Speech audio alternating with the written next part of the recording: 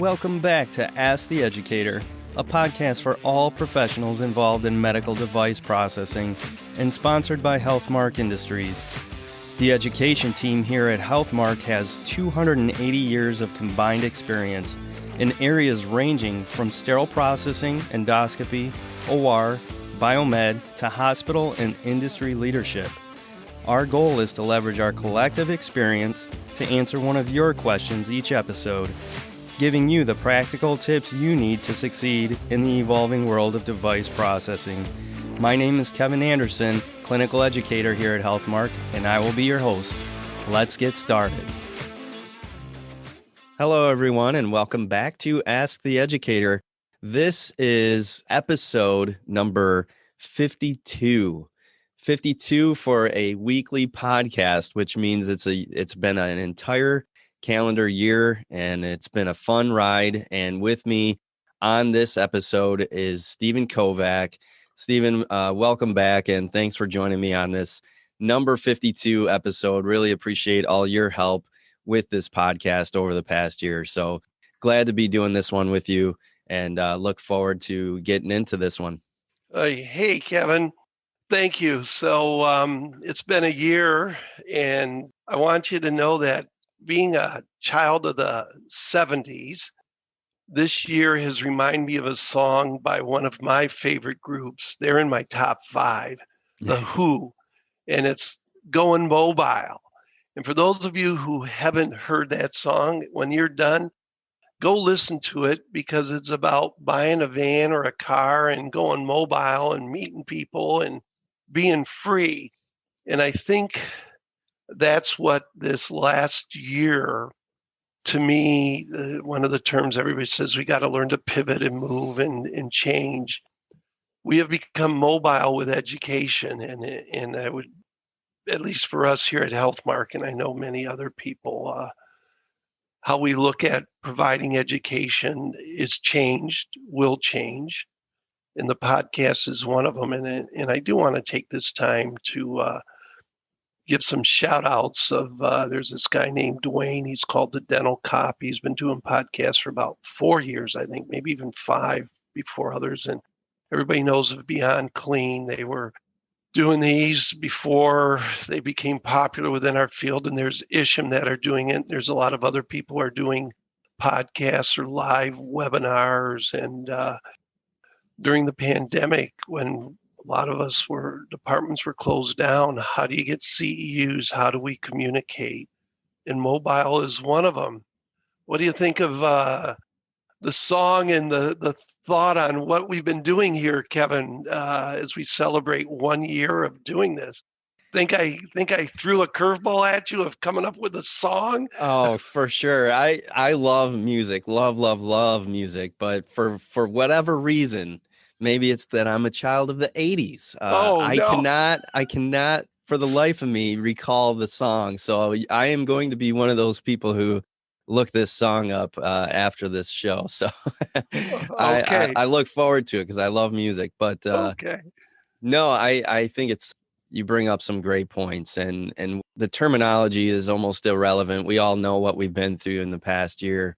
But one thing that I couldn't agree with more is the fact that an entire industry, and I'm sure other industries out there, have done a lot of the same things, and that we've, in just the course of a year, improved the access to valuable education and the sharing of experiences in a way that had never really been done before. And to the volume that it has been done has just been tremendous. I mean, I remember being a staff nurse or a manager and being just in shock when I had a director say, hey, we're going to go to an industry conference this year, and we're going to dedicate money to do that every single year. I was floored when that happened. And now in the past year, you've had that level of quality education being brought to the masses through, as you said, the webinars or even full-scale virtual conferences. I know the experience is a little bit different, but it's definitely more accessible. Whether you prefer in person or not, it's something that anybody can access pretty much. And to that end, it's been a very positive angle on the past year. And obviously this podcast was a spin off of the very same thing, the very same circumstance. And the podcasts are great because, you can listen to them on your commute. You can listen to them on your break. You can listen to them at your leisure. And to me, I'm not a big radio guy. As much as I love music, I love listening to the music I like, and I don't like listening to commercials too much. So I like the idea of podcasts where I can listen to content I care about and when I want to. So hopefully it's something that other people can really latch onto and really, digest some really good information on demand when they want it. Yeah, I think, I mentioned there's a lot of different groups from ISHM, AORN, and everybody's had to pivot. Even ECRI, Amy was doing webinars and that before. We've been doing them with OR Today and Becker's and a lot of other groups. But I think everybody has their own business model or their own way of doing things. And for us, it's about getting education and thoughts and ideas out there. And I think what I'd like our listeners, hopefully they look at Healthmark, and I mean that's who we work for. And I do drink the Kool-Aid, but I will say this: when I worked at a major hospital, even like Henry Ford, and I'm allowed to say that, I don't work there anymore. That's where I went for my health care. I believed where I worked and what I did, and hopefully other people who work at a facility, if they're able to, that's where they take their family. And so what I think Marianne and Ralph and Healthmark has allowed us to do is to try to connect the dots right now of our educational offerings. So I'm going to take something as simple as water quality. We're able to help people connect the dots of education. So we have a podcast that deals with water quality, but we also have a webinar we've done on water quality. You put those two together, and now you get to get a picture of the importance of water quality. And then we have some white papers or articles written by other people we can share. So people now have a way to understand better what they're doing. And I think what's very, very important is we're trying to get people to understand reprocessing is a science. And I think back how I was told to run a sterilizer, press the dot, make sure it goes to a red line and everything else. We have to understand why we're doing things properly.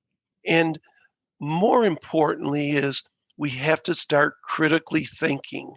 And that's what we're trying to do, is give people information along with everybody else. And how do you filter? And there's different ways to do it, because we know we're going back to live presentations, but going mobile isn't going away. So the state groups have had to go mobile. I think there's Wisconsin is doing one, Michigan, there, California's been doing them, but we've had to adjust, and now we're going to be readjusting again. But this information is still needed, and we've got to make sure we continue to give people good, solid information. And that's what I believe we've been doing with our podcasts, Kevin, as we look back on our first year.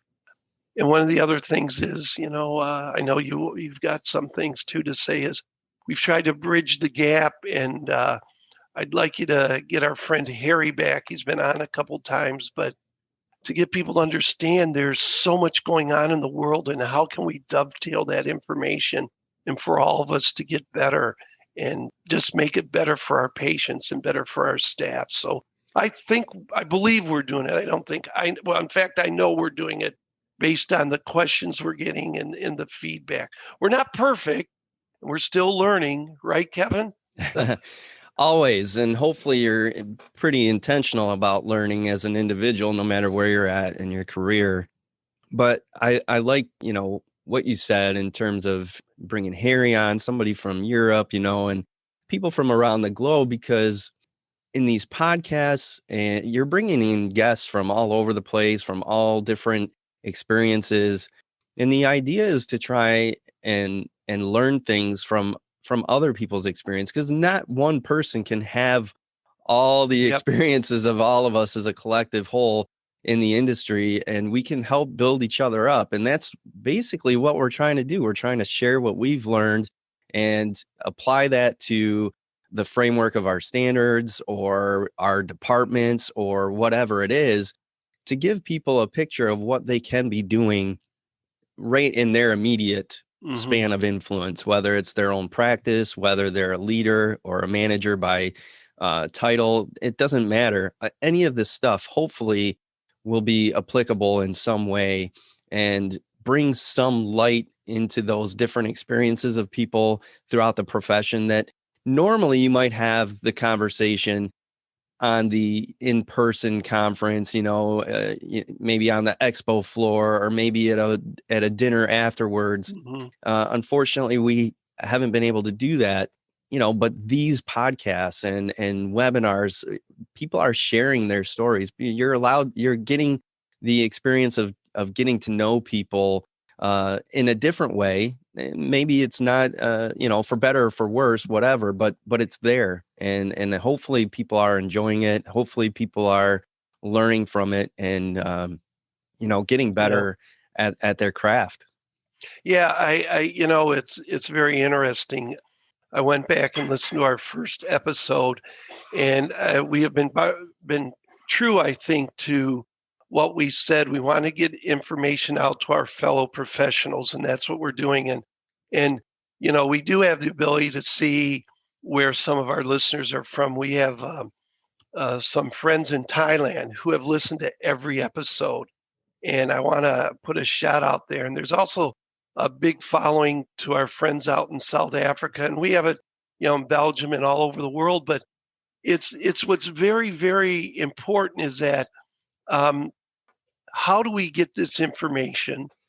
And people want it, and they want to know what's going on now everywhere else. And we saw that in some of your earlier interviews, that the impact COVID had on everybody, and it's still having an impact. We're not fully open, but you talk to people in Toledo, what they were doing in masks, when U of M and, single-use masks are now being reprocessed.